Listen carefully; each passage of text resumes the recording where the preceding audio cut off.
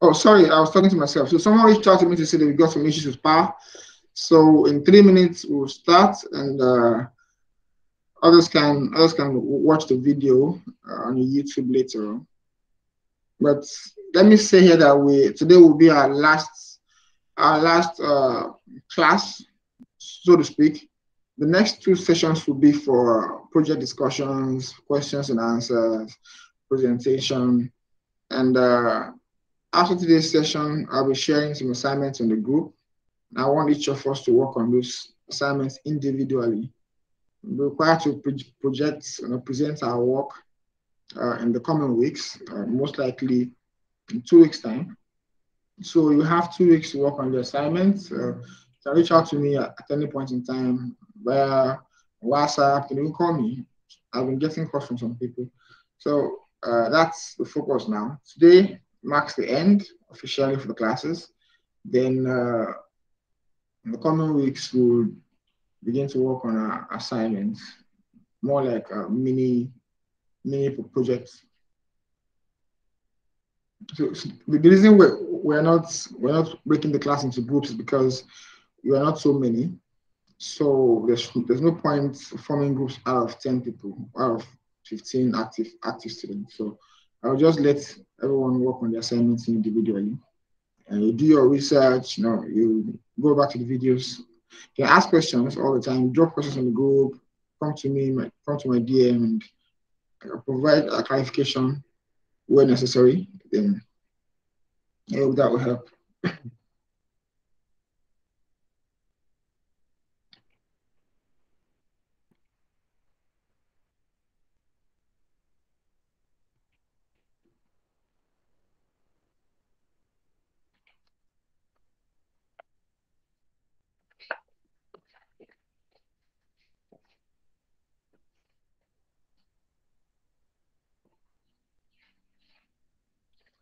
Okay. I think we should get going.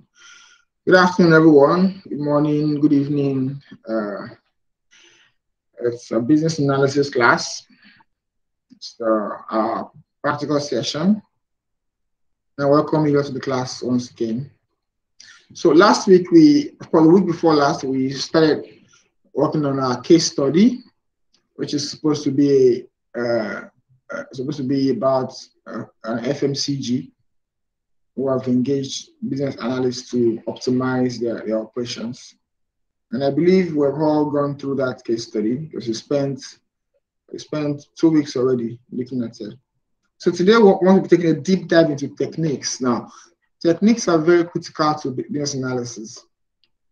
I know that my co-facilitator, Mr. Kingsley, has been taking you on knowledge areas, on business analysis perspectives, and I think he has touched a bit on techniques. So techniques are very important. These are the ways, the methods that business analysts use in performing their tasks. So like you probably already know, we'll be using the term BA often. The term BA is short for business analyst. Just so techniques are methods business analysts use in performing business analysis tasks. Now, it's one thing for you to understand the concepts, another thing for you to know how to perform these tasks in real life, in the real world. There's one of the peculiarities, I won't say challenges, but all the peculiarities of the business analysis profession is it's very abstract. It's conceptual.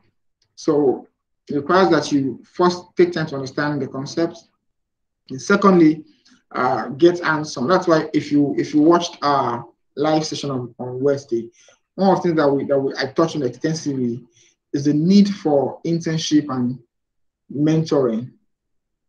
I always advise aspiring BA, all my aspiring BAs to ensure that they get some internship or some sort of mentoring in their journey towards the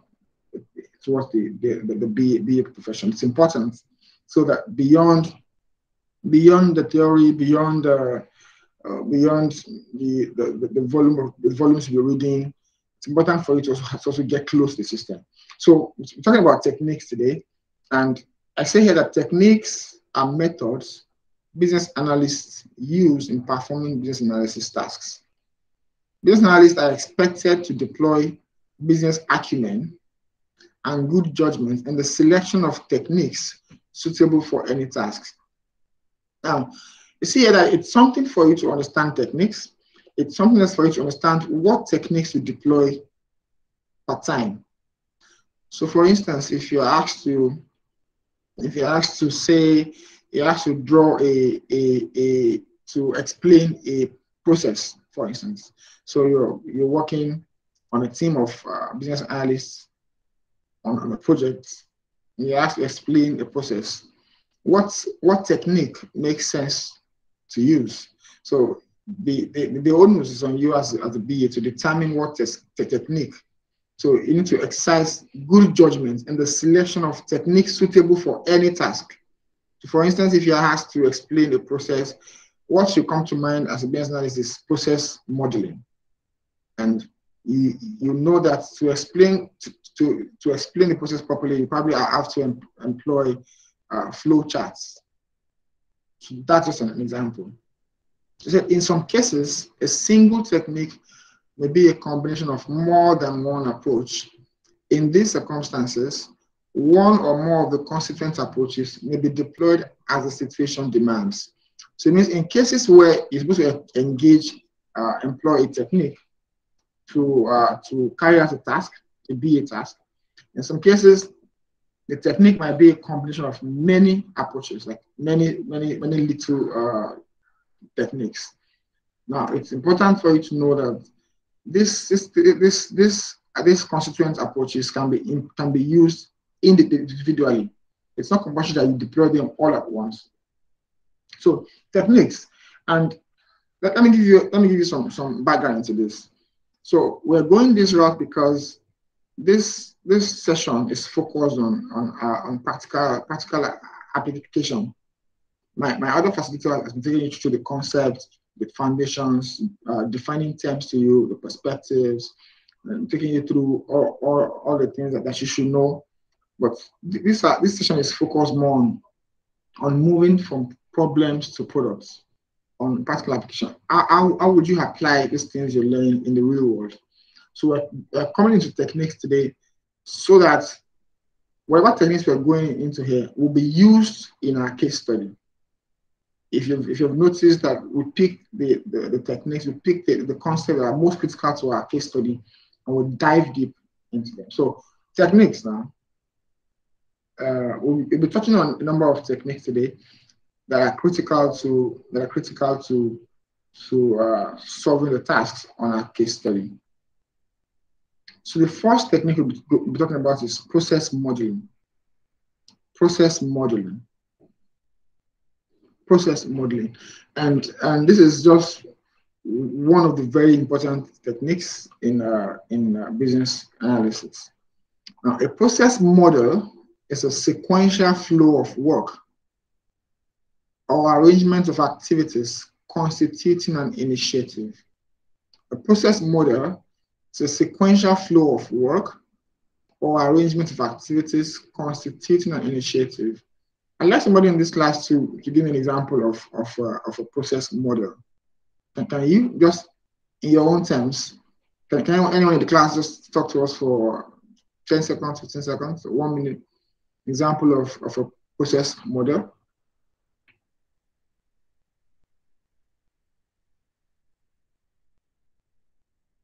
Bolu, Chinonso, anyone? I think I see Ujunwa as well. Anyone?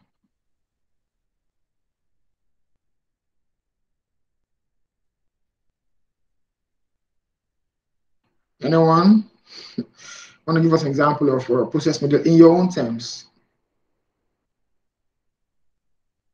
Hello, are you with me?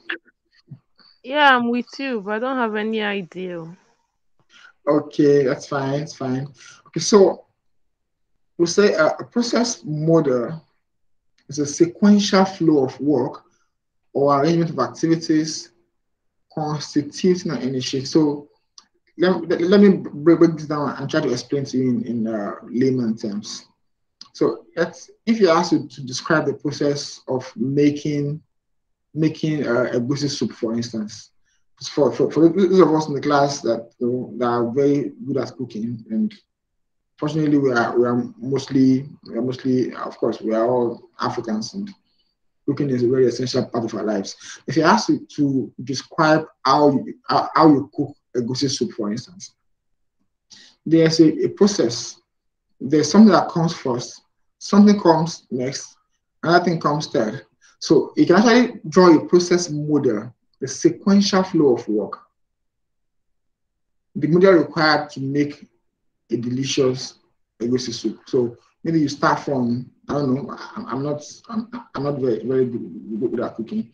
Maybe you start from boiling water, I don't know, or frying oil, then maybe picking vegetable, and maybe you start by, then you go to preparing the fish, stock fish, whatever it is. Then so that's a process. Now it's a sequential flow. Now, mark the word sequential here. Sequential flow of work. It is important that the flow is sequential. What should come third should not come first. What should come sixth should not come second. It's a sequential flow of work. That is what a process model is. Now, there are generally two kinds of process models. You have the business process model, you have a system process model. A business process model describes a sequential flow of work across defined tasks and activities through an enterprise or part of an enterprise. Now, this is the business process model. It describes the sequential flow of work. Sequential, from the word sequence. Sequential means arranged properly. The business process model describes a sequential flow of work across defined tasks and activities through an enterprise or part of an enterprise. Now that's a business process model. A system process model, it's not here, I'm just speaking to this. It just came to my mind now. A system process model describes a sequential flow of work, but in this case, it's employed in IT systems. So if you work in the IT sector, IT infrastructure domain, maybe you are a programmer, or web developer, a system process model. If you're submitting a proposal, for instance, for a product to your client, and the client wants to see how the software you're building for them will work, come out with a system process model, saying that okay, maybe step one is the login page. Then step two is the order processing page. Then step three is the payments, like that. So a business process model speaks more to tasks and activities in a business, where a system process model speaks more to activities in an IT infrastructure, be it a program, a software program, or in any similar environment. So a process model can be constructed on multiple levels, each of which can be aligned to different stakeholder points of view. A process model can be constructed on multiple levels, each of which can be aligned to different stakeholder points of views. These levels exist to progressively decompose a complex process into component processes, with each level providing increasing detail and precision. It's very important that you understand process modeling from the perspective of multiple levels. It's very important. Now, a process model, like you said before, is a sequential flow of work. Yeah, but the sequential flow of work, the activities in a business that concerns the CEO, it's not the same activities that concerns the HOD, for instance. They are not the same activities that concern the management head, for instance, and they're not the same activities that concern the team members, for instance. So, for instance, let's say you're trying to draw a sequential flow of work. There's a new project coming on, and let's say you work for a construction company, for instance, and the company is looking to deploy to build 1,000 housing units across Africa. So now the process model can be constructed in such a way that there will be one that will speak to top management. Talks about you can start from project inception, then it goes to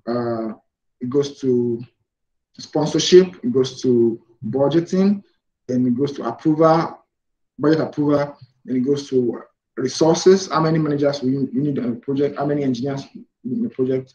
How many blocks? How many cements? I mean, of course, bags of cement.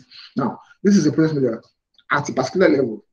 Now, for that same project, you can construct a process model that is closer to implementation. You can have something like let's say out of the 1,000 units, you have 100 in Lagos, Nigeria. Don't forget, we're talking about the same project, the same initiative. Yeah, you can also have a process model that comes closer home. So now you're talking about the 100 units in Nigeria. Process model that starts from securing purchasing land, for instance, in Lagos, then securing permits for building, then architectural design, then engaging resources, engineers, architects, engaging labor, and procuring material. Now, you see, this is an example of a process model being constructed on multiple levels, and this is something that you will do quite often as you go into the business analysis profession. So these levels exist to progressively decompose. Now, the word decompose here is critical. So you see now that the first scenario I gave was very high level, speaking to the entire project of 1,000 housing units across Africa. The second scenario I gave speaks to 100 building units, 100 housing units in Lagos.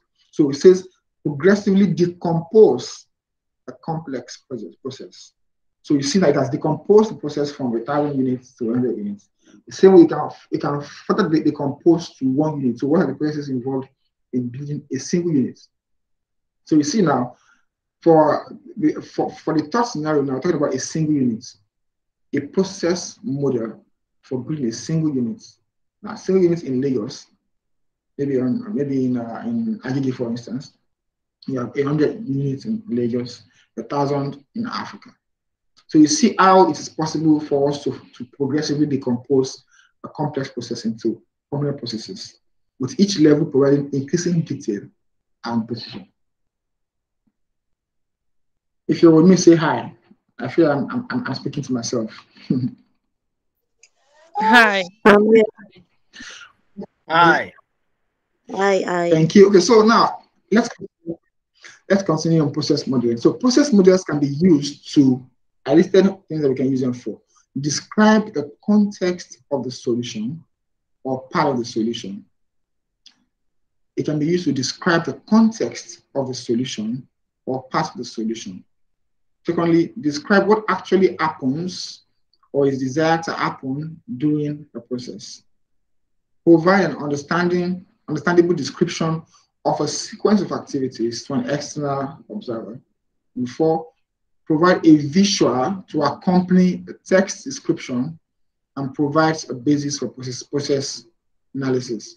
Now, let me speak to the D part. So it's easier for us to conduct interviews. You take note. Let's say you're the BA in your company. You are a part of the BA team, and you have been assigned the role of requirement engineer, for instance. So you're supposed to conduct interviews, meet with stakeholders, and talk to them, take notes, and submit notes. Now, it makes sense to conduct interviews. Yeah, it makes sense to take notes. But think about it. How would you communicate the requirements you've collected? How would you communicate the insights you've gotten if you have 20 pages of notes or 15 pages of notes? You've taken notes. You have scribbled in a jotter. Now, it makes sense at that point to provide a visual. Now, process models come in handy here. You can now synthesize the requirements you've gotten and come up with a visual to model the process. Let's say you've been called upon to work with this company, this this company in question, in our case study, Nestle, and we say, okay, so you have been called upon as a BA to describe the process that they run today. If you remember the case study, they had a process, they had a canteen ordering system where all the members of staff have to go to the canteen, have to wait for tables, then buy food. You spend 6 minutes going to and fro the canteen, and the business loses time, loses productive hours, and loses money in the end. So you've been called upon to describe the process that obtains today. You can pick up a pen and a note, put your computer, and begin to type everything. You start by saying, out of 1,500 staff, only 700 are able to use the canteen daily, because there are 150. The canteen only takes 150 at a time, and it takes 10 to 15 minutes for the average staff to be done eating. Because of the staff, you can write all of these things in your book, and it's fine. But it doesn't make more sense. It'll be easier to communicate if you have a visual. If you have visuals to accompany text description. So, as you will find out in the real world, as in your journey into BA, there are times when you're submitting requirements, when you're submitting documents, submitting your business analysis work, there will be a lot of visuals. The graphs and charts, there'll be schematics, there'll be scenarios, there'll be process models, there'll be flow charts, there'll be a lot, context diagrams, there'll be use case diagrams, flow charts, visuals. That it's very important for you to understand that. So if you look at what I said, the process model can be used to describe the context. So you're describing the context of the solution. You're describing what actually happens or is desired to happen during the process. And C, provide an understandable description of a sequence of activities. So instead of listing action 1, XYZ, action 2, ABC, action 3, NPO, what you have now is a visual, a process model. It has a beginning, it has actors, it has the activities are sequentially arranged, and it's easy, it's visual. So let's go. A business analyst can use a process model to define the current state of a process, also known as an as-is model. As-is model. The potential future state, known as a to-be model, and see the context of a process in the form of a context diagram or a use case diagram. Now, I said that the basic components of a process model are a trigger event, sequence of activities, and an outcome or result. The basic components of a process model are a trigger event. It's an event that triggers the process, yeah? A trigger event, a sequence of activities, and an outcome or result. So this is the concluding part of this particular technique. Types of process models are flow charts, activity diagrams, business process model and notation, call it BPMN, data flow diagrams, unified modeling language, value stream analysis. So we can look at the Babok guide for further reading. So the Babok guide, I'm sure you must have been told this, is the body of knowledge. It's actually in full. It means business analysis body of knowledge. It's a guide. It's the book document. It documents the practice of the BA profession. The Babok guide is owned by IIBA, it's National Institute of Business Analysis in Canada. So it's a guide. It's like a body of knowledge, like the constitution or the Bible of business analysis and business analysts. So you can read the Babok guide for further reading, page 27. So now, let me speak a little tools. So we have techniques and we have tools. I'm sure you must have been wondering, so these are techniques, these are the things these are the methods we employ to perform business analysis tasks. But what tools? How do we use these techniques? So we have, I listed a few here. Microsoft, there's so many of them now. If you go on the internet, oh God, there's so many. there are probably a thousand tools that you can use, to draw flow charts, draw process maps. So I'm just touching on the ones that I use and I'm familiar with. Microsoft Visio, it comes with the Microsoft package. Lucid Charts, Pidoco, Balsamic. These are the ones that I'm familiar with. There's so many of them. Gitmind, so many of them. Gitmind, Mockup, Adobe Illustrator. There's so many of them. If I Excel, I can even use Excel to draw this process models, process maps. So now we've gone through this technique, process modeling, like I said, because it is relevant to our case study. So case study task: create as is and future process maps using flowcharts. Number 2, draw an activity diagram for the system. So this is a task from our case study, and now that I've taken you through process modeling, you should be able to undertake this task based on what you have learned, what you have discussed over the past 10-15 minutes. So I think we can let me see how many of us are in class. I think we can take a shot at this and see if we can do something practical. So 4 of us, I think it's fine. Let's do something. So anyone here, do you have, are you on your computer? Do you have Visio, Microsoft Visio? Can you walk along with us? You have to get a high if you can.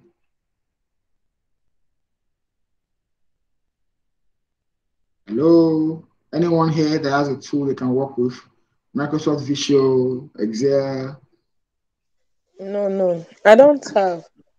Okay, so you probably need to be on your computer to do that.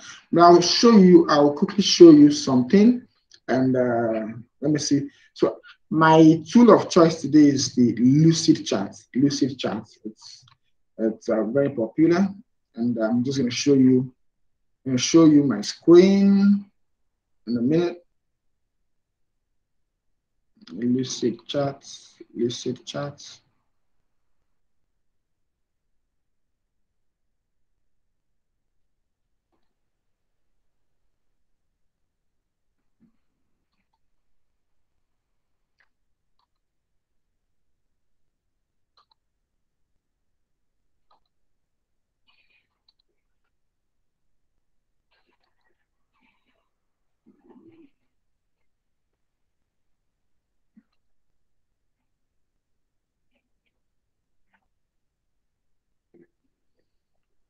Hey, can you see my screen now? Yes. Okay, so you can see I have an activity diagram canteen project. This is something that I worked on this by myself. It's an activity diagram. And I want to, let me make this bigger so that we can run through it. I did this on my own. I will try to just play around with it so everyone can also. Hey, Mr. Dekunle. Yes, please. It seems this Lucid Chart doesn't have an app, right? Or if you can get website. I think he has a desktop app, but it's mostly, I think it's primarily a web application. But he has a desktop app. Right? I haven't tried to use this on mobile, but it's something you can also try. Canva is very big. Canva is popular, so Canva is popular. Yeah, but I prefer to use Lucid Chat or Visio because those are tools dedicated for things like this. Canva, on the other hand, can be used for many things. Canva, graphic design, just too much. I'm sorry if you ask me. So I'm more biased towards Lucid Chat and Microsoft Visio, Microsoft Excel. Because you can use those ones for process modeling, for activity diagram, and all that. So this is sample activity diagram that I created for the canteen project. I'm trying to see if I can expand this. I should be able to expand this.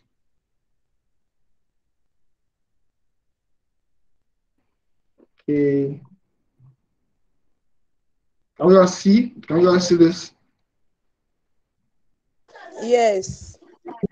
Okay, so this is an activity diagram, and it is concerned. This is activity diagram for our case study. Now, for you to be able to follow us, you must have taken your time to study the case study. If you haven't, you may not be able to follow us properly. But this is just something I did on my own. I will run through it. It's pretty straightforward. Now, don't forget what we said. There has to be a trigger event. A process model must start with a trigger. So log on to home page.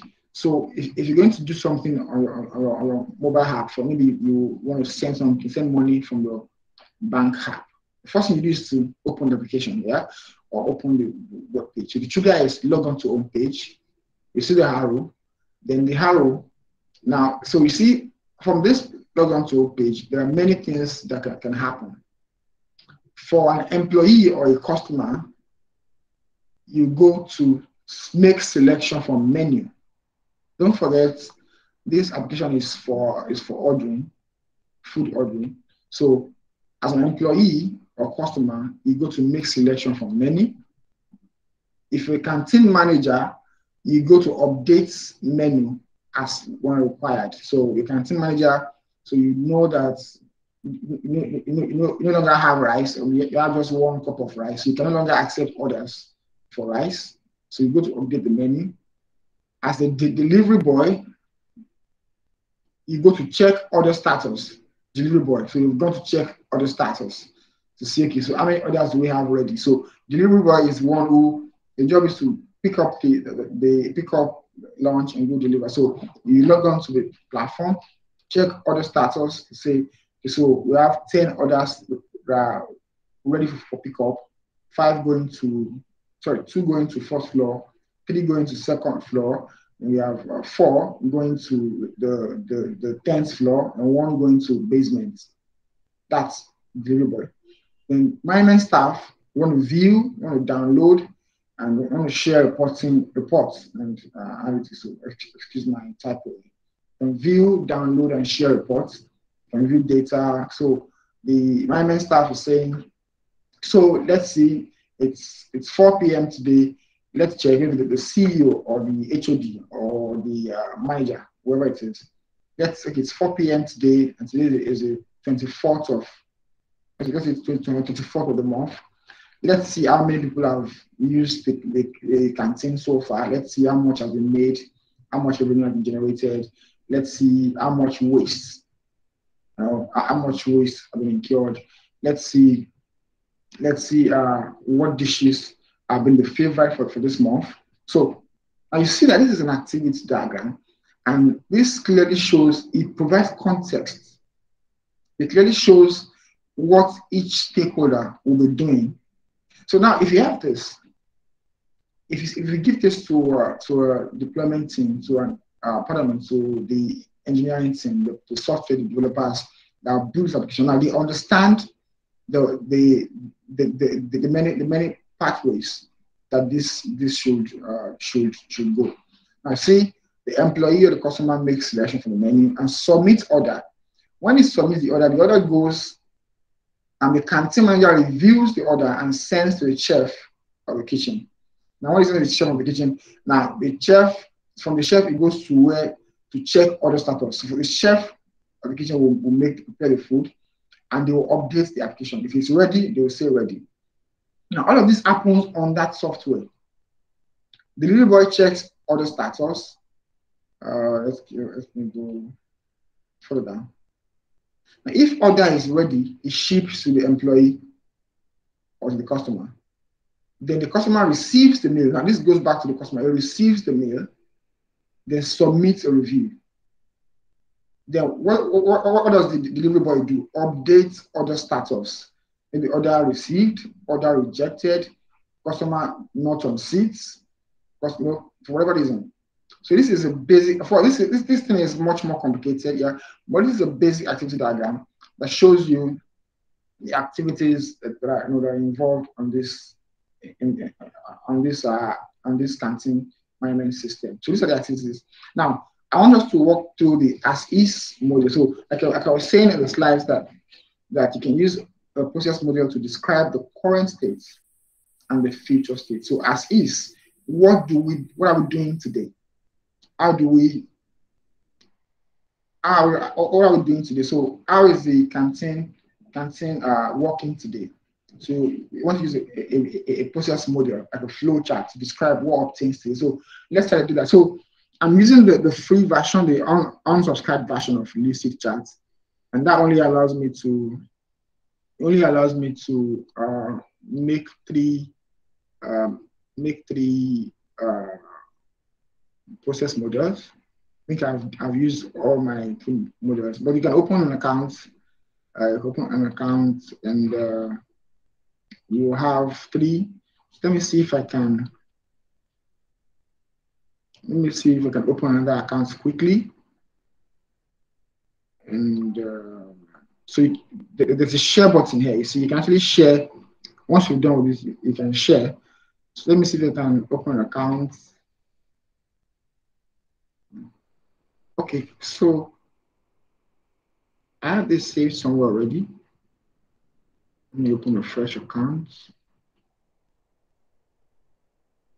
I hope you're all following me and you'll be able to do this on your own.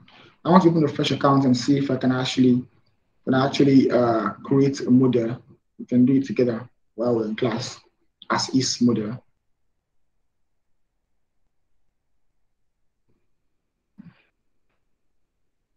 So I'm logged out now. Trying to see. Let me quickly create another account. Okay, so that was a personal account. Let me create an account for the business.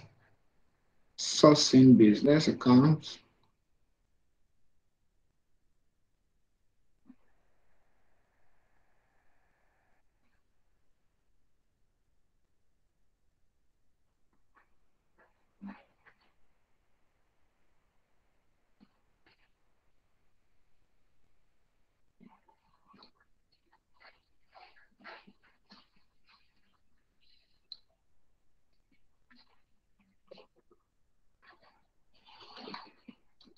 Sorry.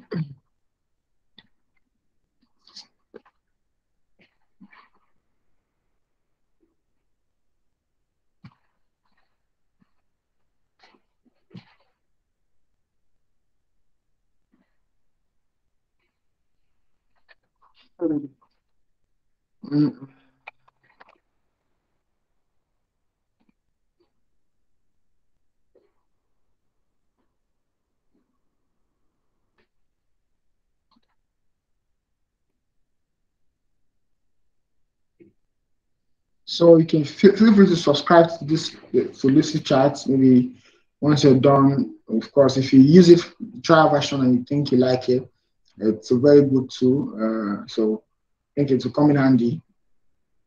Or if you want to stick with Microsoft Visual. So you can see lucidchat.com, sign up for free.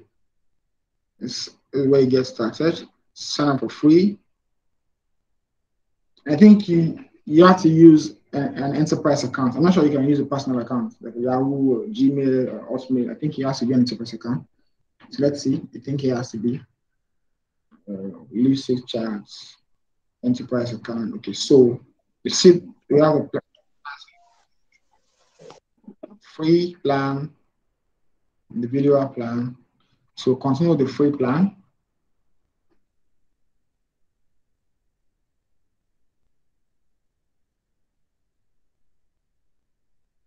So yes, you have to use an enterprise. I cannot use your own email, so it has to be an enterprise account. So let's see.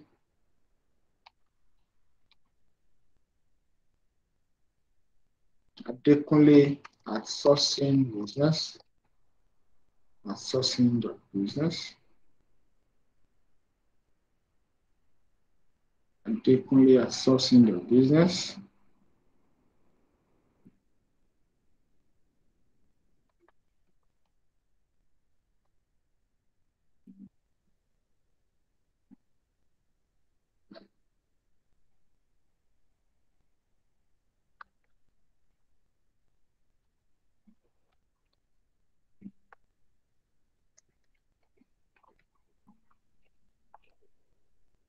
Okay.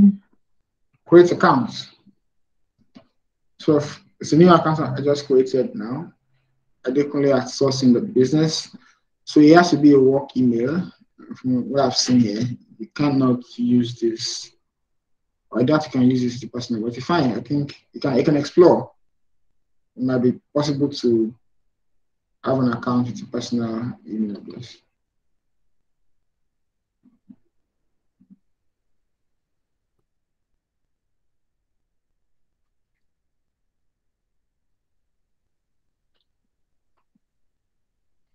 So you just run through the steps. What is your role?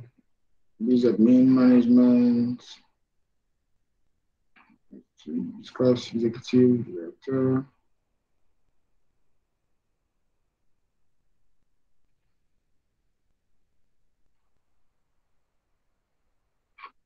Build flow charts. Manage cash flow. So you select things that you want to use it for.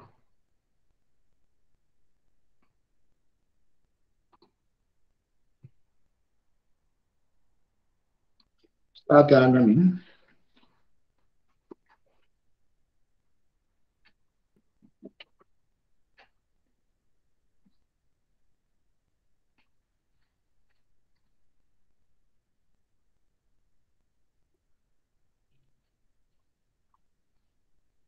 So now you've got a brand new Lucy chart account. Then attempt to create an ASIS process map. So let me take you back to the task.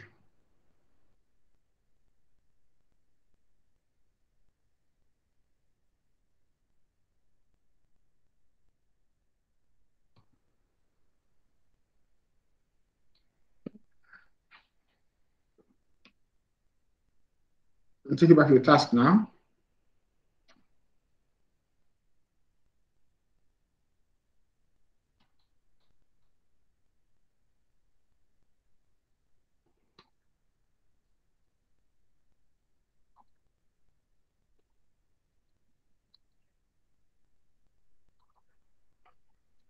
So I'm sharing my entire screen so you can see the tasks. So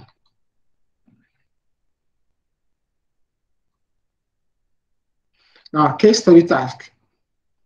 Create as is and future process map using flow chart. So I want to create, I'll do one for you. I'll leave you to go and do the other one. Create as is and future process map using flow charts. I believe you understand what this question is asking. Do we all understand? No, I don't. Okay, anybody else who doesn't understand?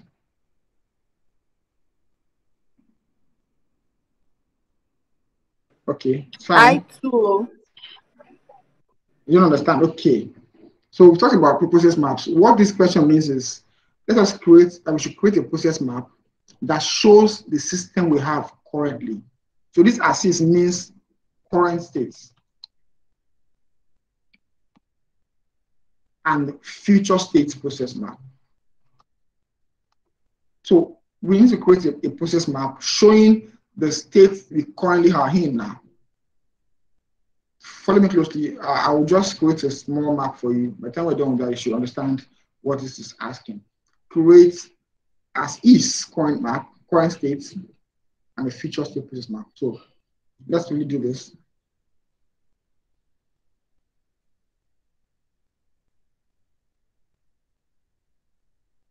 Okay, start diagramming.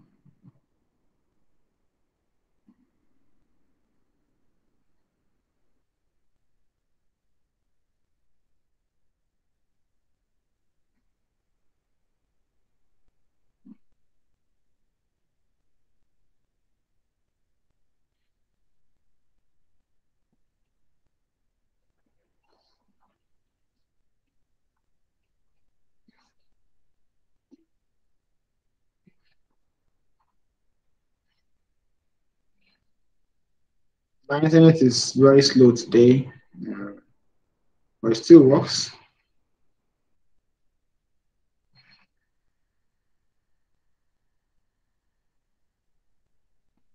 This is one of the main challenges with web applications. You have to, it's dependent on internet. So internet is fast, then you work fast. If it's slow, then you work slow. But fine, let's see this through. Okay, so this is a blank page. I want to create an assist process map, a current state process map. Process map that shows the current state of the business, the current situation we are in now. So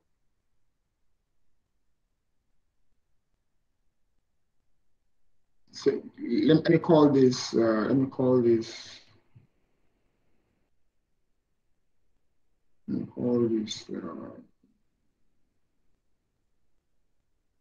So you see here we have the icons, we have the shapes on the left pane. You can see the left pane.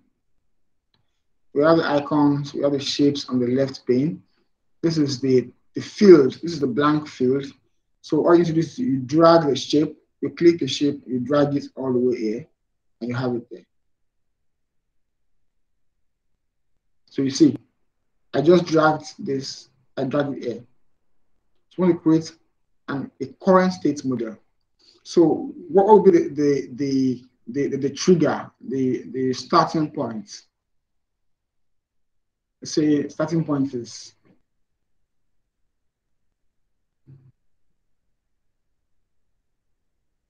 my internet is so tacky today.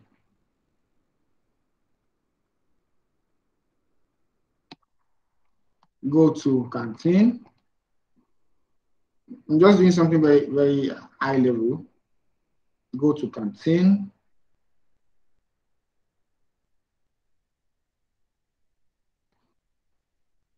Go to canteen. This is the first. This is the trigger. Of course, we're assuming that it's break time. If you want to eat, so we go to canteen. Then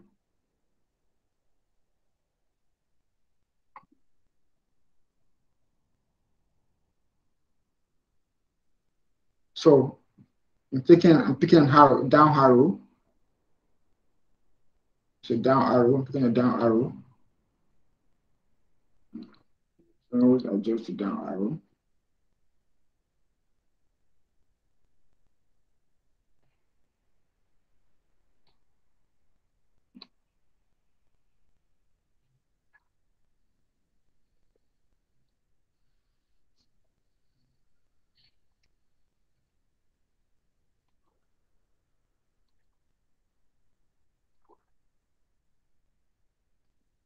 Okay.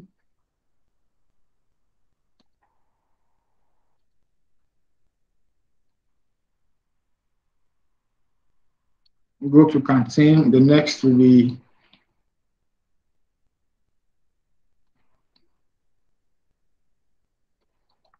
let's say check for vacant tables. Let's see. Check for vacant tables.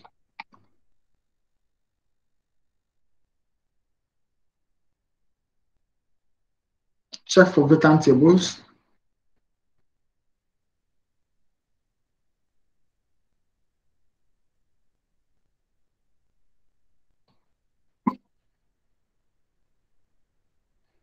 So go to canteen, check for vacant table.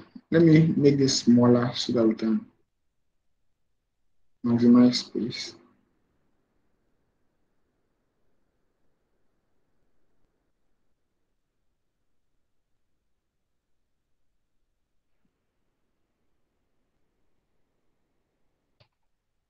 Check for vacant table. Then if let me use another shape.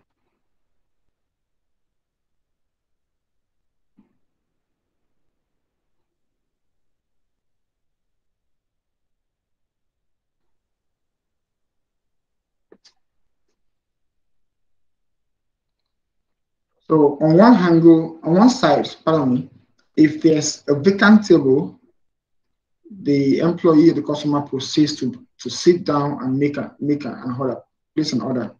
So it says sits and places order.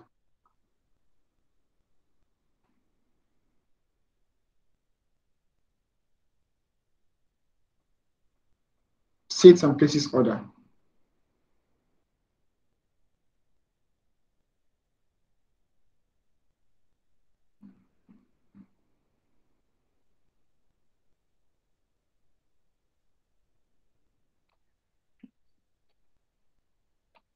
So this is, now we can tag this yes.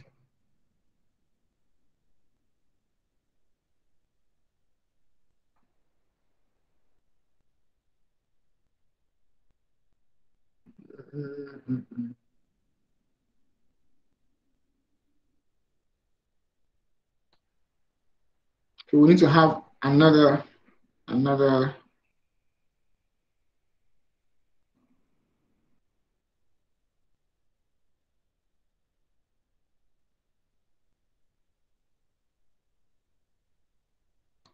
here we say wait in line.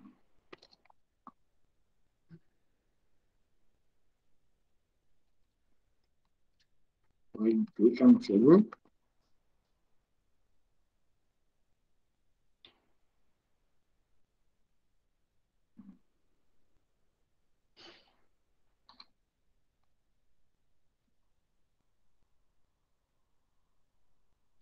So when you check for a table, it's either you sit and place an order, or you wait in line for a vacant table. Let me move this downwards.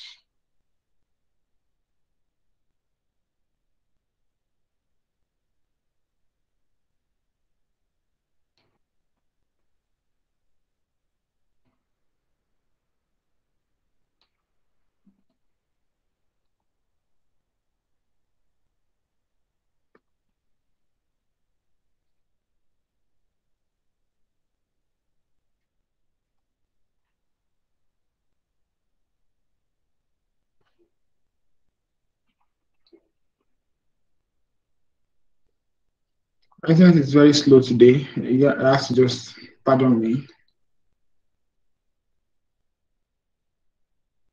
Okay, so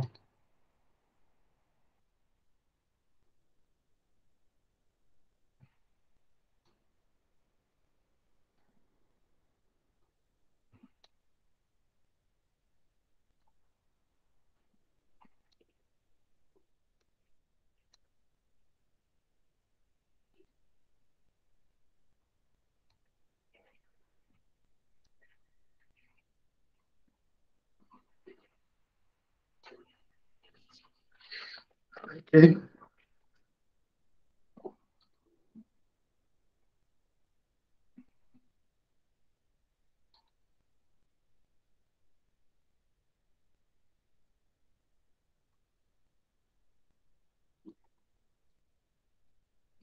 So you see that this thing can get really tacky if the internet is bad.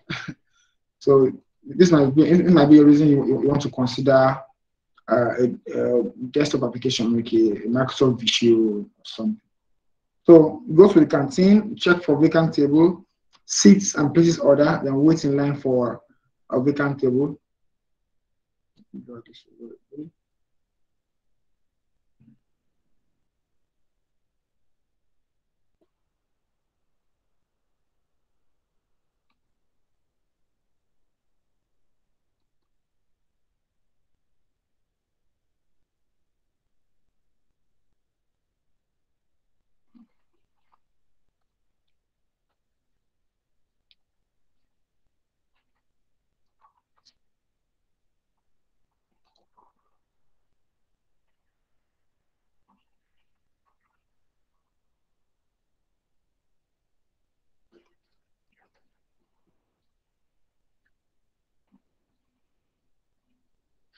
So let's move on.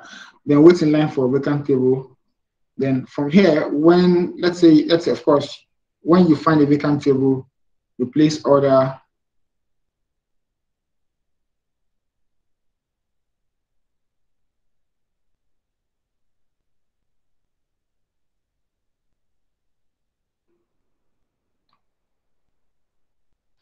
Okay.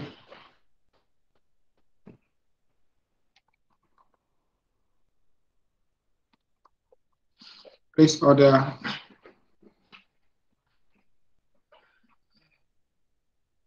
So at this point now, this one is awaiting order delivery.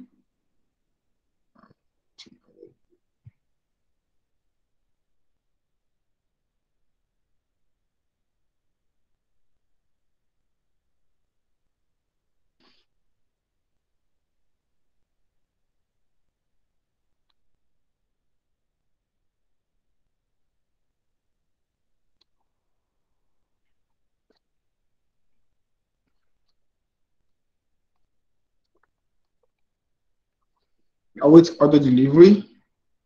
Then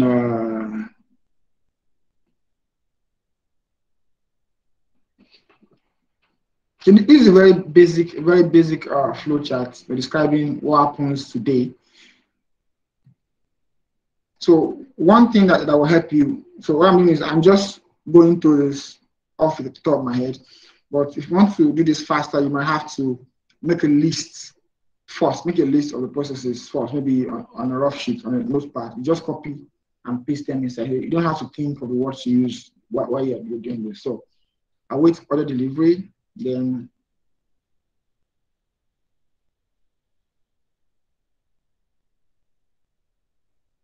receives order, and let's say and dines or feasts.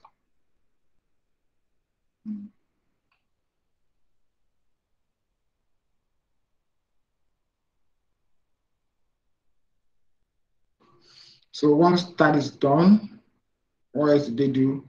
They now, of course, they commute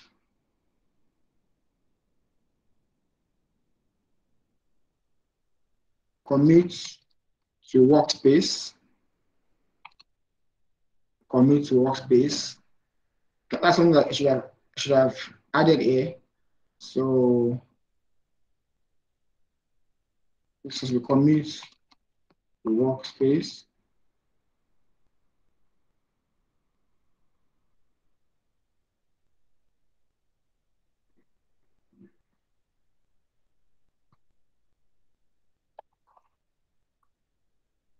So commute from workspace, check for vacant table, sits and places order, await order delivery, receives order and feast, commute to workspace.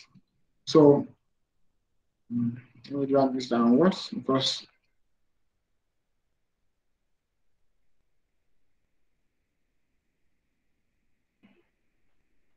so places order, then await order delivery.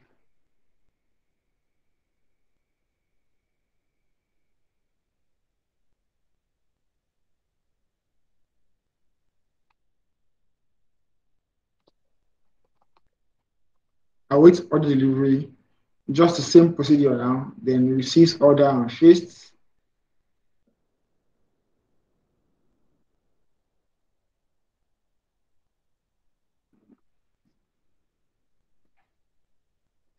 Await order delivery, then you say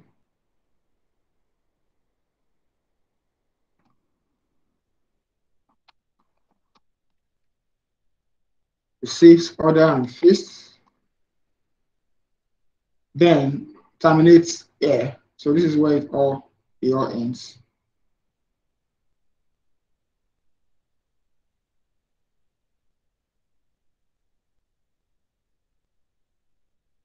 So this is a very simple current state process map. Are we together? I hope you all follow me. You followed me. This is a very simple current state process map. This highlights what happens today, what obtains today, how the canteen system works today. So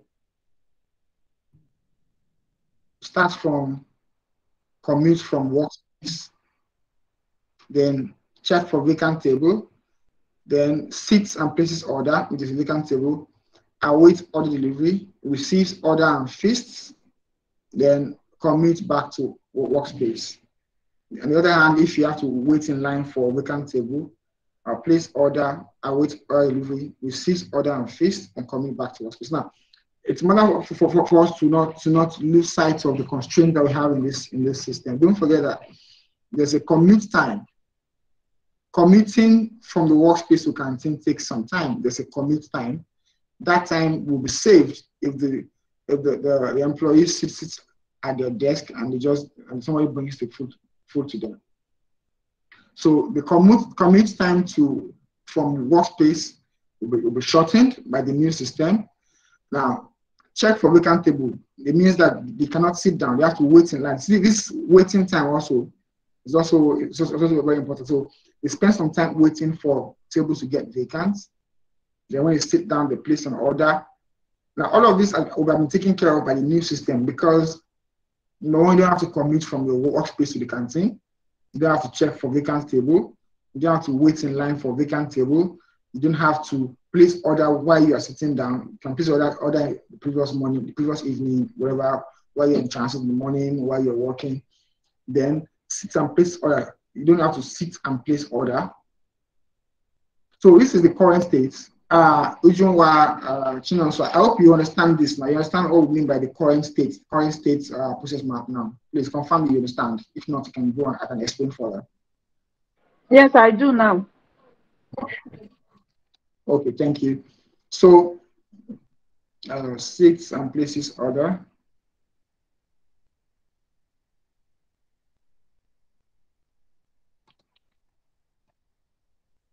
So then the next thing to do is the future process map. So now if you look at the task, create as is current states and future state process map using flowchart. So that flowchart, we have answered this question.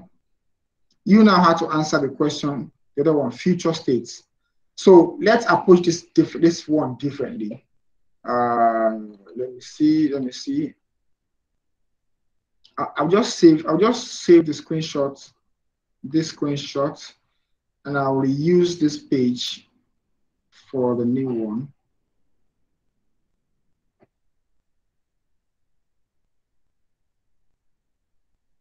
So we spend so much time in this class trying to get our hands dirty, trying to get hands-on. This is what you'll be doing as a BA. So a lot of times you spend time, you're spending most of the time putting things together, making things make sense. So it's one thing for you to scribble on your notes, ask questions. Madam, how does this work? Canteen manager, how does this work? You have to be able to present this, in a usable format.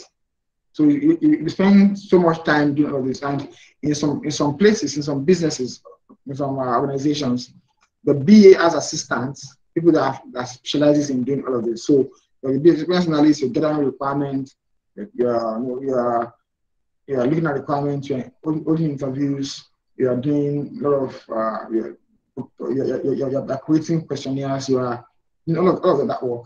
There might be somebody who handles all of this. There are companies that have business intelligence analysts. Some of them have data analysts whose work is to translate all the requirements into visual. So yes, you might have someone doing all of this for you, but it's important for you to be able to do this yourself because you are the one who has taken the requirements. It's easier for you to communicate what the requirements you have taken in visual form. So let me just save this. Then we'll use that page. I won't show you everything. I will just do a bit so that you can also current states.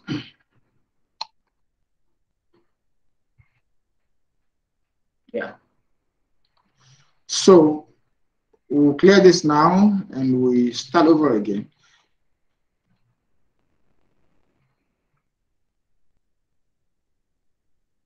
Something that I want to do, let's approach this differently now. I will walk through this together as a class. So now we've created a process map for the current state. I'm going to create a process map for the future states. So can somebody give me the processes that will be involved in the future state, the activities that will be involved in the future state, where we intend to get to. I want to make a list of the activities before we begin to draw the flow chart. Somebody just give me the activities. Let's walk through this together.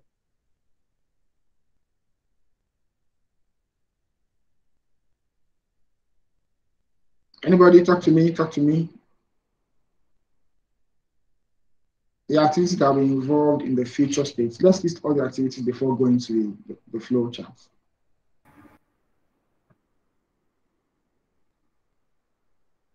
You want to talk? Yes.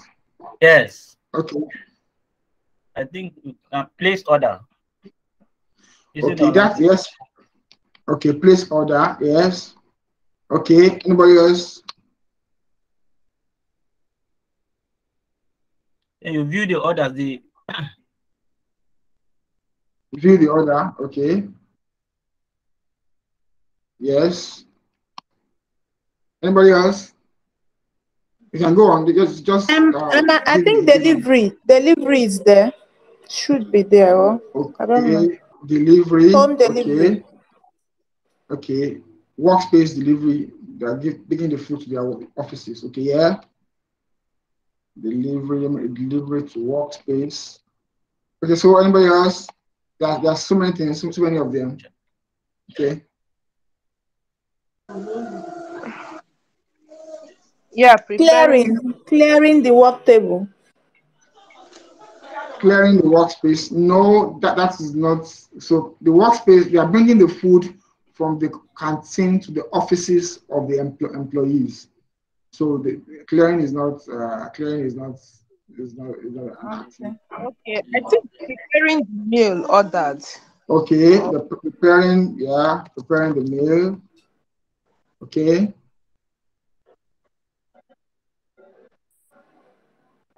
Then check the order status, whether it's delivered or not. Check order status. So this can be broken to check order status by employee or customer. Mm-hmm. You can also have this same thing. For this same thing for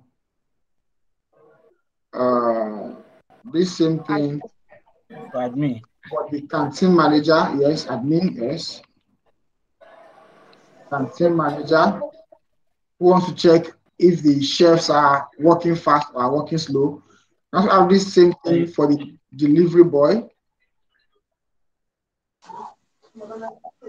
Because when the order is ready, the delivery boy can now take it. So yes, there's still more. Cancel order. You can cancel. Okay. Yeah, thank you. Cancel order. Cancel order, yes. What about receiving payment on delivery? Okay, so if you have gone through the case study, payments will be deducted from staff salaries. So you have gone in the right direction, but yes, thank you. Send bill to customer mailbox. So there's no at one end you know how much you've eaten. The moment you buy, they send the bill to you. You can do your calculation and be sure that you're getting charged exactly what you have bought. So they send the bill to customer mailbox. Yes. More. Won't they deduct it from their salary? I mean, will it be included in this one? Go ahead. No, I said deduction from the customers. Okay, deduction from customer salaries. We will still work through all this together. Customer salaries. Okay, anybody else? There's more. There's so much more. What about menu updates? Now the menu will be updated of course, during the course of the day. As each dish gets exhausted, the canteen manager will update menu. Canteen manager. Okay, anything more? You forgot to mention that you will have to log in into the platform to place order. Log into platform. I thought we've done that. Nobody mentioned it. Okay, so now we have listed some activities. There's one thing I want to. Okay, go ahead. I said I thought login. We've done login in Aston. If it's anything we'll put in that one, we'll still use it for this forward. I thought what we've done in that Aston, we will not include it in this one. The initial stage we did, the first one we did. No. So there are two different things. The as-is model. That model is talking about what is happening today. How do we buy food as employees of ABC company today? That's the as-is model. What we are doing now is the future state. When we now deploy the software, how will we be buying food in the future? So this what we're doing now is we are trying to create a process map for the future state. So once we build the software, how will employees make purchases? So there are two different things. So this one also has to capture all the activities that will be involved when we just when we deploy or implement the future states. So Okay. yes. So there are two things I want to say. We have already, our time is fast spent. I like for us to, I don't like taking more than 1 hour. You must have noticed for this session, because I understand that for us to really impact ourselves maximally, staying for too long doesn't help. We end up boring ourselves and getting fact that we won't get anything. So now I want to say two things before going to this. Now, two things. If you remember when we started the class, I said that there are two approaches to process modeling. I'm using this so you can. We have the business process model, and we have the system process model. Remember? Business process model and the system process model. Now, the business model was this one, the business process model will speak to the activities of the business. So, highlight activities of business. Now, whereas the system process model highlights activities of the of the solution of the software, highlights activities of the, let's say, of the solution, if you will. Now, the solution, what solution here refers to the software. The software. Now, what we have done here is we have lumped everything together. There are some things that we've said here that speaks to the business, some speaks to the software. Don't forget, our focus here is to build a system process model, how the software will work, not a business process model. Do you understand? So this, what we're doing is we're creating a process map for the future state as it concerns the software, how the software will work. Yeah, so we're not speaking to what happens in the business, because this delivery to workspace is typically, this one falls under the business process model. And it's fine, you can have two different process maps. It is not specified in the task. And I want us here to focus on the system process model. So activities that have to do with the software, the way the software works. Yeah. So this delivery to workspace is an activity within the business process. Activity within, okay, let me just say business activity. Just a business process activity. Yes. So preparing the meal also is not also a system process activity, it's a business process activity.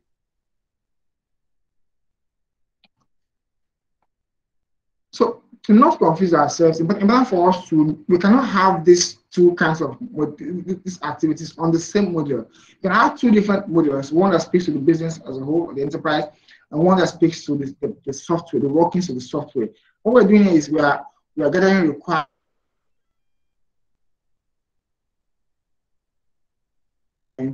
We are trying to build a requirements base for the engineers that will work. So the focus here is the system process model. So we are focusing on how the software will work. So business process.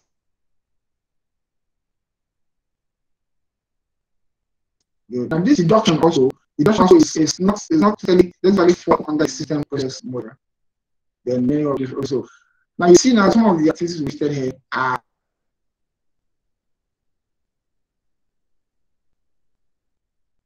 more inclined towards the business as a whole, the enterprise.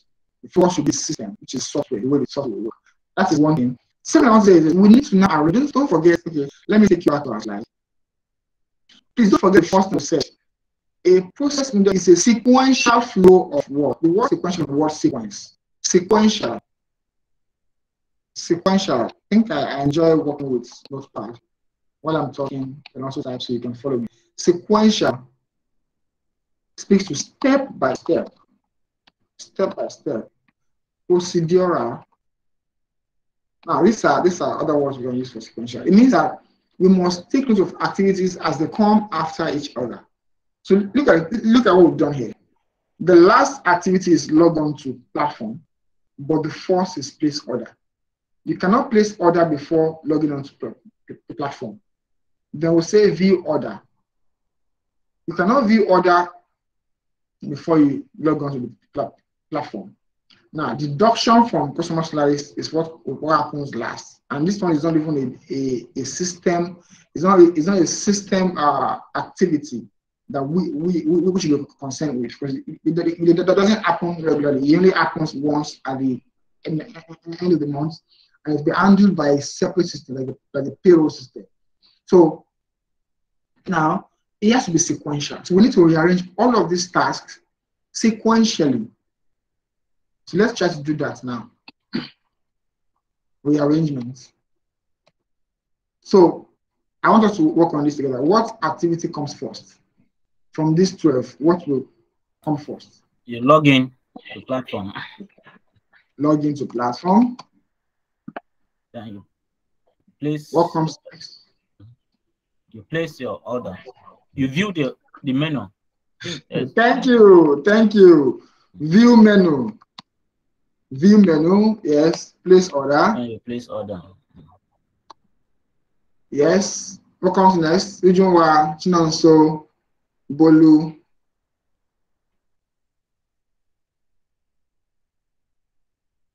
Place order. Yes. What other thing? For the user, you check your order status for the user. So submit order. Yeah. Then check order status. Yes. Don't forget that before you submit order, you can cancel your order. So that is not a step that you might want to add, but it's instructive to know. Check order status. Yes. Now this check order status is something that we have to copy all of this. Yes.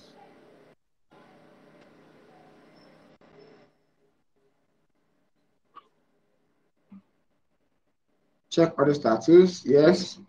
Then Send bill to customer mailbox. Okay, send bill to customer mailbox. You'll say yes. The moment order is delivered. So now bill will not be sent until order is delivered. What if the customer complains and says the food is too hot, or says you brought the food late? I have a meeting now. I can't have it. Take it back, which amounts to wastage.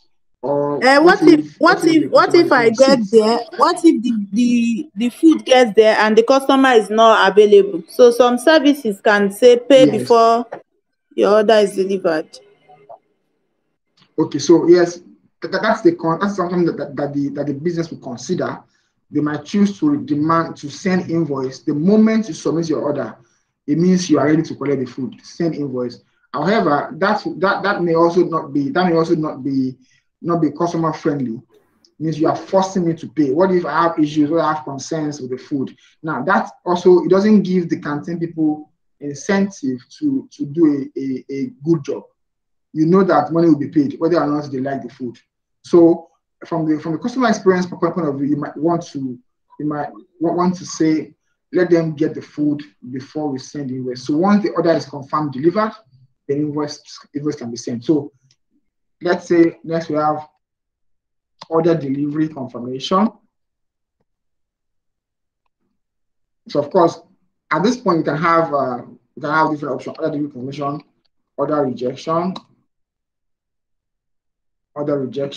So after this one, we now can have reviews, customer review. Then we can have invoice sent to mailbox. So you see now we have rearranged all these activities. So it is easy for you can now create, can make use of this. You can create, I won't create the future state process map for you because we've done the work. So you can create a process map and put all these activities. Now, it's something it's very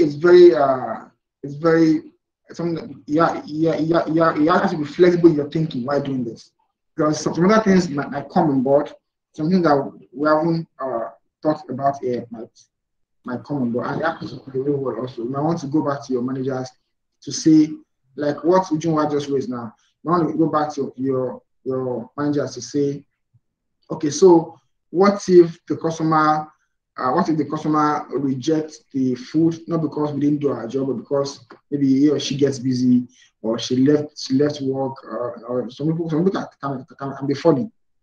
Now, these are questions that will arise. You may now engage senior management to determine what happens. So if the customer is not on ground to receive, maybe they will still be charged.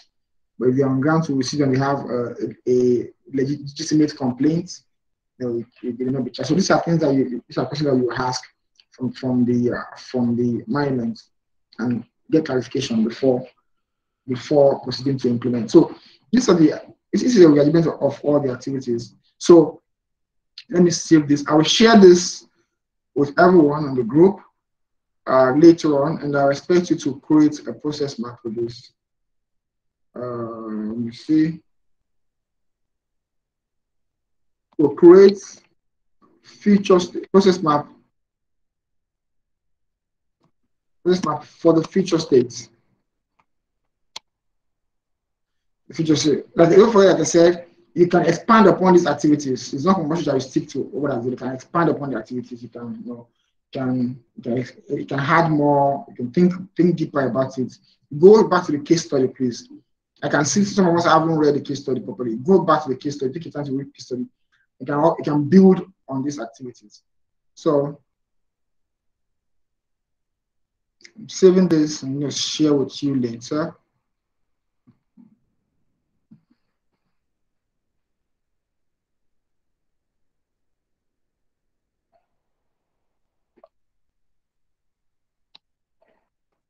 Future state activities. Okay, so this is the task: create a process map for the future states using this rearranged sort of activities. Then I'm not sure, we don't have time for more, but we still have some things to cover. I don't want to overload the class. Let's see. Don't want to overload the class. Mr. Timothy, you came in late today, but yes, power issues. Yes. Bolu has been quiet. Hope you're following us.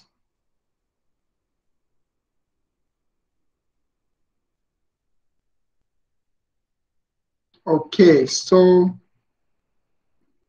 I have for us to go through something. We don't have time, but let me just run through this. Next, during our project sessions, I'll speak to this. So use cases and scenarios. That's a second technique. Our first technique was process modeling. The second is use cases and scenarios. Now, I'll just speak to this briefly before we Sorry. Go ahead, please. Okay. Yes, I was about asking, is the use case the same thing with the process chart? No, it's not. So okay. The process modeling is a technique. So we started today by talking about techniques. So now you have a case study.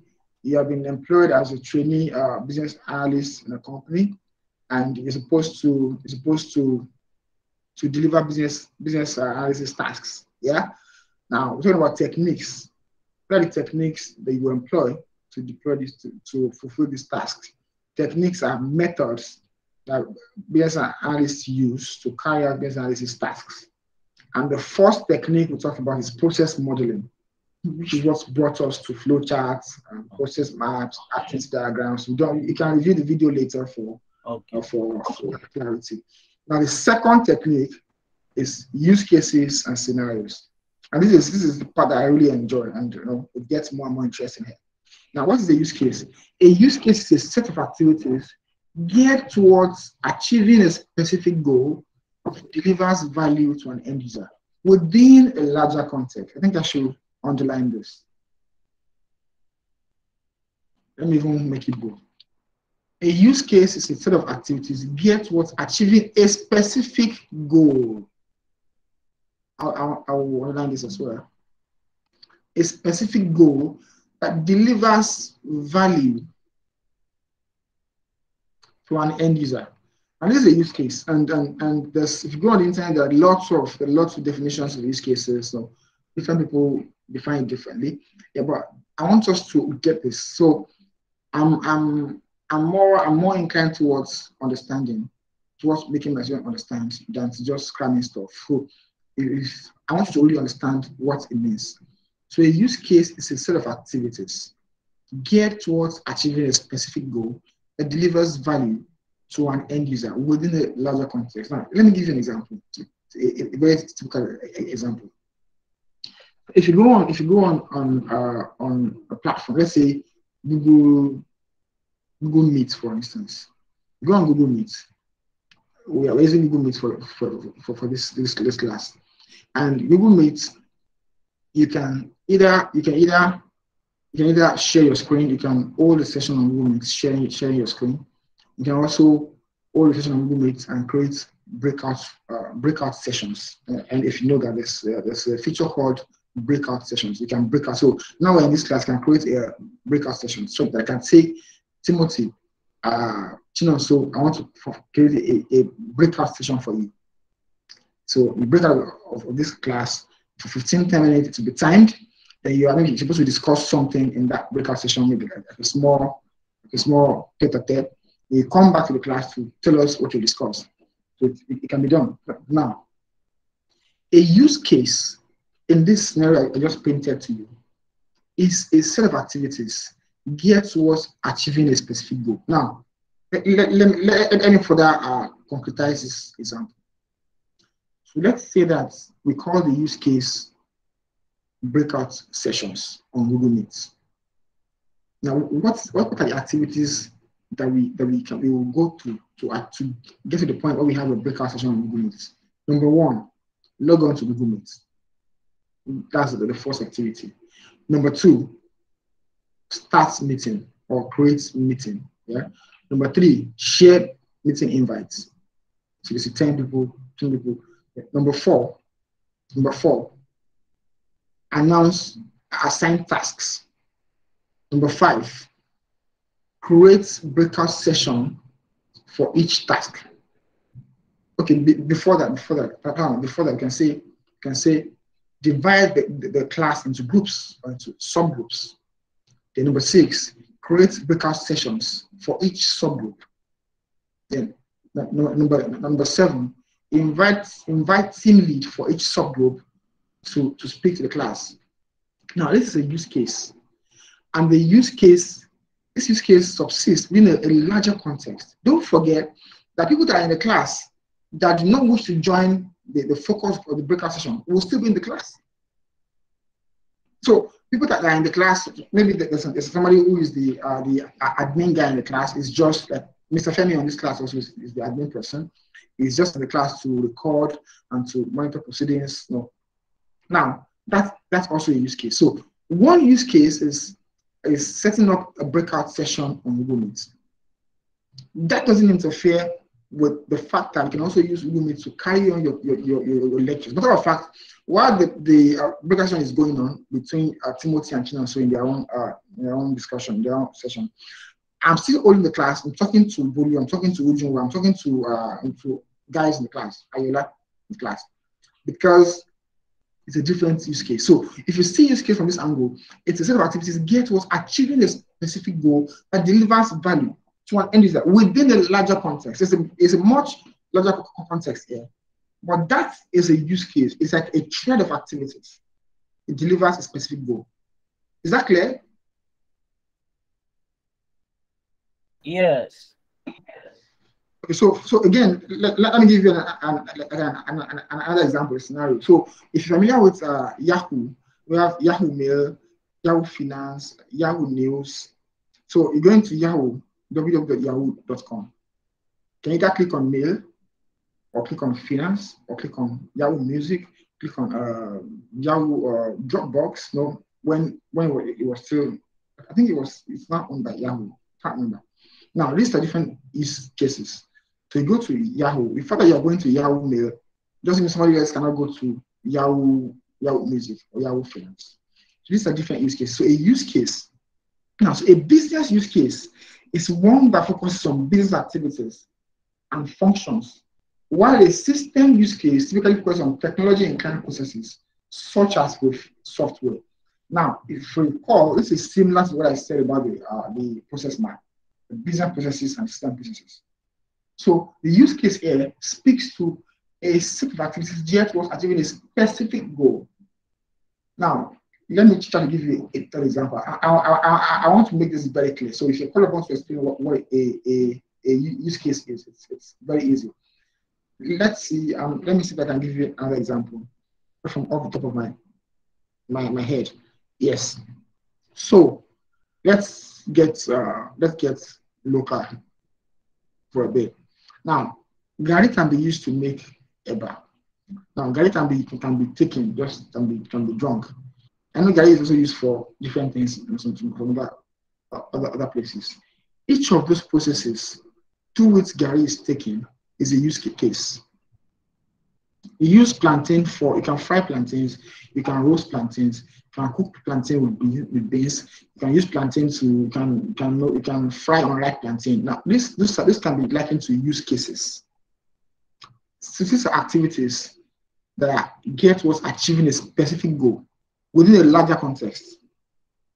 So I think we've done some justice there. So I recommend that you read further Universal Modeling Language, UML. This is actually copyright. Universal Modeling Language. You can check the internet. I'm sure there are lots of data concerning this. I'm not sure we'll be able to. I won't be able to finish this prepared for today, but I think we have done well.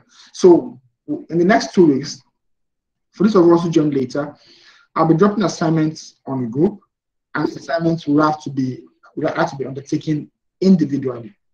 We're not going to form groups because there are not so many of us who have been asking in the class. So you'll be required to take your own time, do your research, and come to me, ask questions to answer these questions. It's a project. You carry the project yourself, and you'll be called upon to present your project to us in the coming week. So I'll be dropping the assignments, the projects on the group, and all the necessary documents within the week, hopefully before end of day on Monday. Then you individually will go through the project and you answer the questions, you present the document, whatever it is that you need support on. You can come to me, come to my DM, you can call me, I'll support, and be required to present your work later on. So use cases and scenarios. Now, this is important, and I think we'll just call it a bit after use cases. The center of attraction of any use case is a primary actor, which may be anything from an individual to a business function. The center of attraction of any use case is the primary actor, which may be anything from an individual to a business function. Then I go on to say use cases and scenarios describe how a person or system interacts with the solution being modeled to achieve a goal. Again, a specific goal. If you don't remember anything else, a use case achieves a specific goal.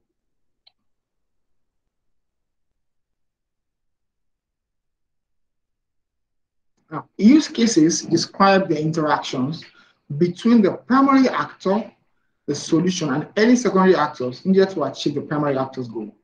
Use cases are usually triggered by the primary actor, but in some methods may also be triggered by another system or by an external event or timer.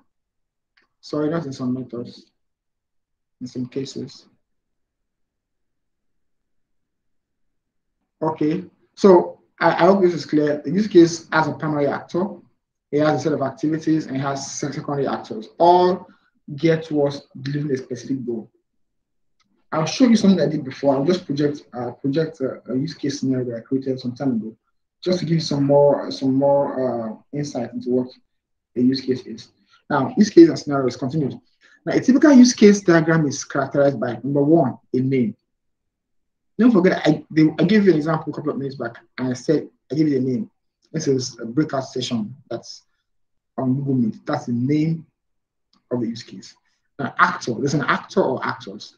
The actor is center of attraction being the primary actor. So in any use case, there's an actor. Now cast your mind back to a couple of minutes back, how I go. I was talking about, and I was showing you the activity diagram. We have different actors. We have the canteen manager as the actor. We have the delivery boy as an actor. We've got the customer as an actor. These are actors, different actors. We have the management team as an actor. These are actors. They have different use cases. Then a goal, the specific outcome anticipated from the use case. And a trigger. Now, something will trigger, so it is a trigger, typically an action taken by the primary actor to set the scenario in motion. Then, 5, there are preconditions. What must be in place before the use case begins? Don't forget, for instance, now let's take the delivery boy as a trigger, as a primary actor. Yeah. Now, before the delivery boy comes into play, there's some conditions that must have been met. It means that an order must have been placed, order must have been reviewed, submitted, and reviewed by the canteen manager, must have been sent to the chef. That's when the delivery can now check the order to know, okay, is the order ready for pickup? How many orders do we have ready for pickup? Where are they going to? How many orders are going to first floor? How many to second floor? Now, the preconditions that must be met before the delivery boy starts his own work includes create order, place order, check order, update order. All of that has to be done before. So now there are preconditions for something that must be in place before the use case begins. So it means the delivery boy's use case cannot commence until some conditions are met. Secondly, so number 6, the 6th element, flow of events, set of steps the actors undergo in the process of delivering the solution. Flow of events. Then, number 7, post conditions. What outcomes must be present by the time the use case scenario concludes? Which means by the time, for instance, the delivery boy is done with his work, what must have been achieved? So by the time the delivery boy is done, there must be a verdict. Was the order rejected? Was the order accepted? Is it a waste? Now, these are post conditions. So all of these 7 things are important. These are the elements of a use case diagram. So there's more, but I won't go for that because we spent more than the time I wanted to spend. So there's a case study task for you here. Using any appropriate tool, present use cases and scenarios to be implemented in the future state. Don't forget the future state, which is what your first task. Using an appropriate tool, present use cases and scenarios to be implemented in the future state. So before we call this a day, before I ask you to ask questions, let me share a sample use case scenarios with you.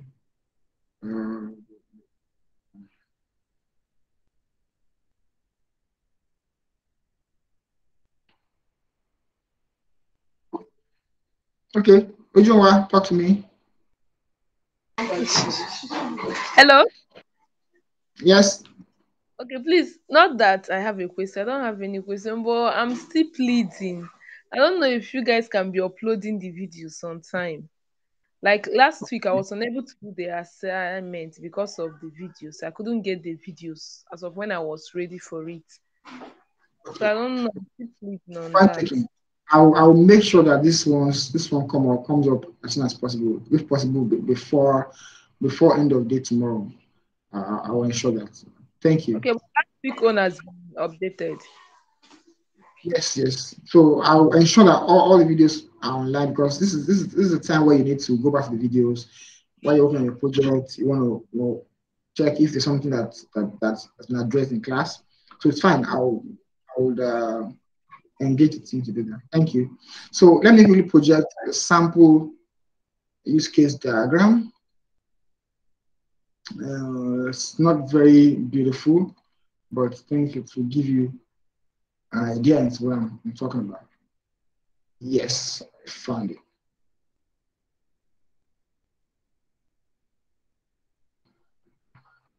Before we call it a day, I just like to do that quickly. Okay. Can you all see my screen? Yes. Yes.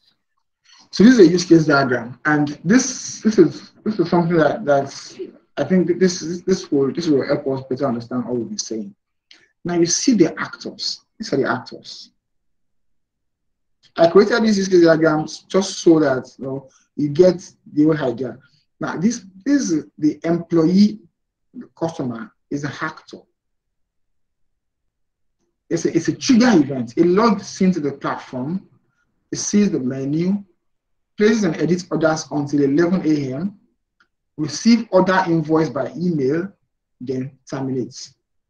This is a use case. Now you see, this is a use case. It doesn't go into the details. It doesn't tell you how the meal is prepared, how long it takes for them to bring the meal. It's simply speaking to the goal to be achieved. And use cases are more high level than activity diagrams.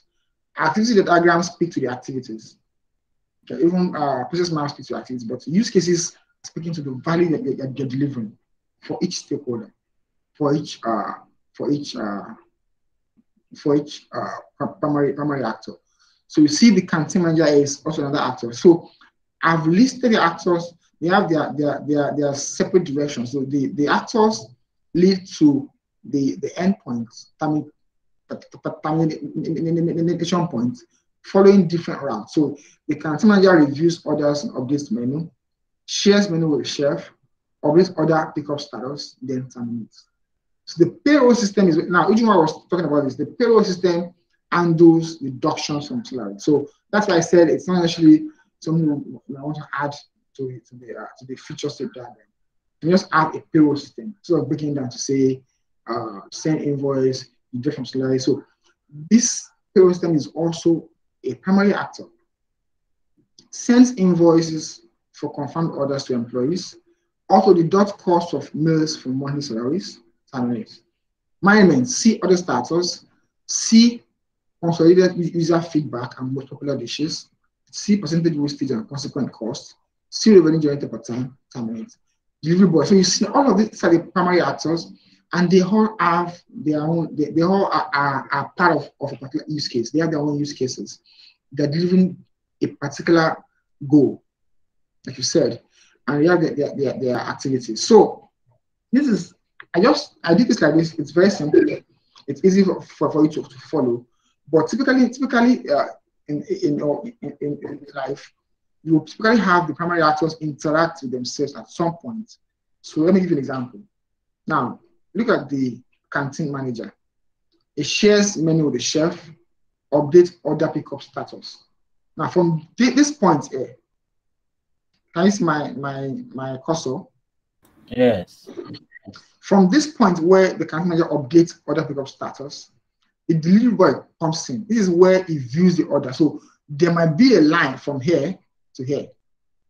So you see now that the use cases are also intertwined in some way. Yeah, but it's expedient for us to separate use cases so that we understand what each primary actor, what value each primary actor brings. But if you look at it, update order pickup status. If it doesn't do this, the deliverer will not be able to know which orders are ready and which are not. So if this interacts with this at some level, and if you go through this, you will see many other parts that does interact. So I'll share this with you as well on the group, and you can always come to my DM, ask me questions, and I'll be glad to provide clarification. So I want us to go now. Don't want to overload the class. We will have more to talk about. So, Mr. Timothy, please. Yes, I have a question, please. So is it acceptable that we can link, create a link between these activities that are interwoven? Will it be acceptable if we do that? Of course, we can do that as long as it is presentable, it is concise. So, for instance, if you're going to be connecting this to this, you must have factored that in when you're building the diagram, so that you have this primary actor close to this. Or you'll be arranged in such a way that the lines don't have to go across other activities. You get it means those things have to be arranged. You now have to list the actors so it's fine, makes sense. I just created this so you understand the concept of use cases and how to deliver value, how each primary actor delivers value. So other questions, Bolu has been awfully quiet today.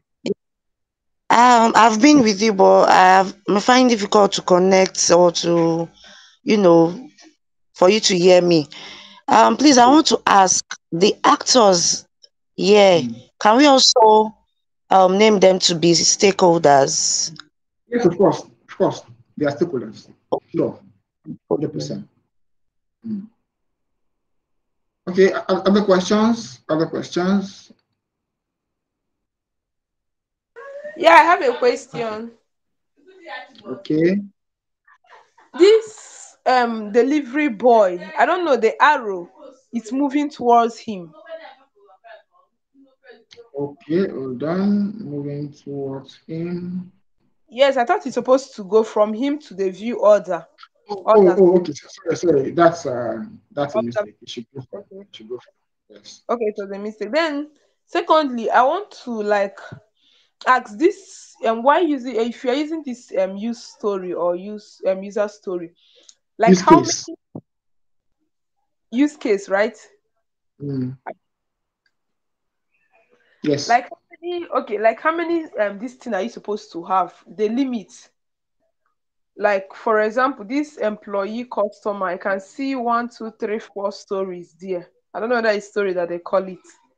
So these are activities. So user stories is another thing entirely. That if you have time, you can always come. But look, like I've said before, business analysis is very wide. It's very wide. People take as many as 3-4 years to even grasp all the concepts. So it's something that you can finish in a 12-hour class. Yeah. So these are activities, and there's no limit to the number of activities you can have as long as they are logically and sequentially arranged. So there are no limits. Okay, no problem. Thank you. Okay. I still have another question. Sorry. Right, please. Okay, so from what you have explained so far, can we say that the process activity? Process map. Yes, the process map is a summary, is the general summary, why the use cases breakdown of that summary. So I think it will be the opposite. If you want to look at it from that, it will be the opposite. So the use case is more high level. It speaks to the value that principal actor delivers. It's more high level. Whereas the process map speaks more to the activities. It provides context. Yeah, that's the word. Provides context to the use case. Use case is high level, while the process map provides context to the use case. All right, thank you. Other questions? I'm here for you. Who hasn't been talking? Let me find somebody that has been talking. Which one has been talking? Chinonso hasn't been talking. Chinonso, any questions?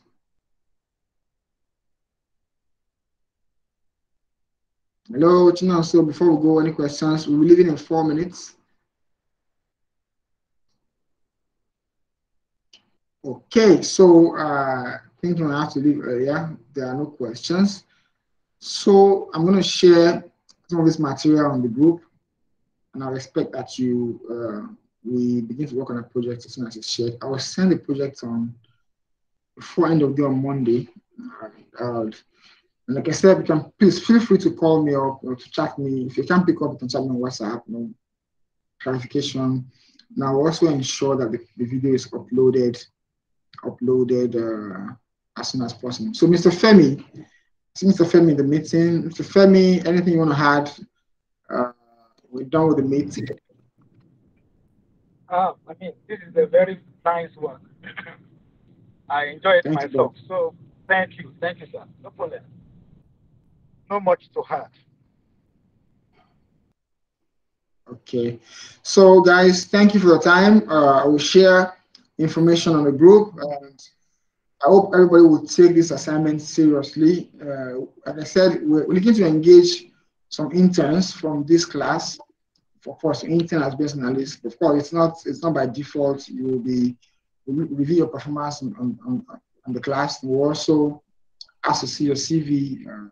We also need to conduct some little interview. Nothing extraordinary, yeah, but it's important that we take it seriously because we need to show some knowledge, need to show that we have gained something. If you haven't gained anything here, then there's no point when you're an intern. If you haven't gained anything in these classes, then you won't be of much value to us. So I want to encourage participants to take their time to go through the material, go over the videos, work through the assignment. If any questions, require any clarifications, come to me, and I believe we'll be good. We'll be good. So thank you very much for the time. Do have a great weekend and have a great new week. Thank you. Thank you very much, Thank sir. We appreciate. Thank you. Yeah. No, ị naghị ekwu okwu na class. So ị ka m ekwunu na kwuchite nke mụ na gị na onwe ihe ome.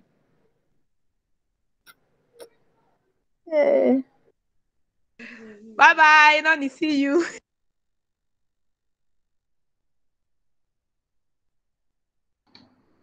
Boss, can you stop the recording from that side, please? Yes, let me try and I think if I end the session, maybe it will stop. But I don't think it's a risk that we want to take. If you can log on to I want to do what? Log on. I'm not sure it's a risk that you want to take. What if you end it and it doesn't save? Okay, let me just clear it. Then I will come back now in 1 minute. Okay. Let's see, maybe it will stop. Okay.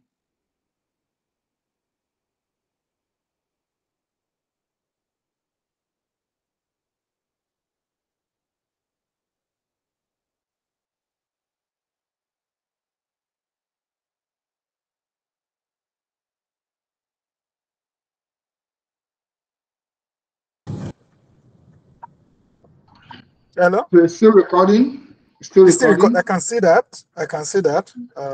You might have to pull up a computer and stop the recording. Maybe that's what I might have to do. I'm still trying to check on the settings. Or if I don't, I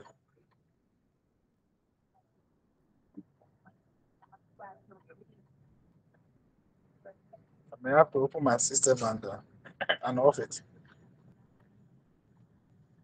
Okay, I think I will do that. Okay, so can I leave the class now? Yeah, you're free to. Thank you. Okay, thank you, boss. All right.